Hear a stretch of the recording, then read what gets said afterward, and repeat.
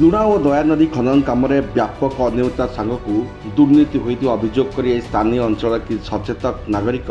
vigilance निर्देशक भेटी प्रकल्प काम सठिक तदन दाबी कर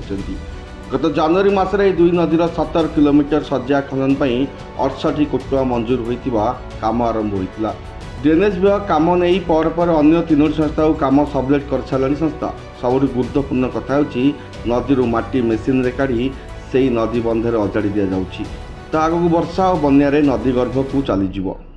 आम अंचल आज्ञा गोटे दुर्नीति हो 68 कोटी टंकार काम नदी खोला से लुणा और दया नदी उपर से दुर्नीति विषय सार को डायरेक्ट सार को देखा करने आसलु सार नथिले पीएस को देचु अपेक्षा करने को पीएस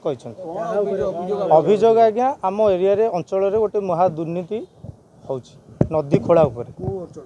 कणास कणास पुरी जिला कणास ब्लॉक लुणा नदी और दया नदी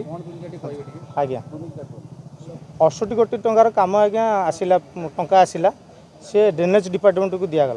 ड्रेनेज डिपार्टमेंट से काम करवा कथा किंतु सी ताकू नकरी सी देले ओसीसीएल को ओसीसीएल से काम करवा कथा ओसीसीएल नकरी सी ताकू देले नास बाबू प्राइवेट लिमिटेड आंध्र प्रदेश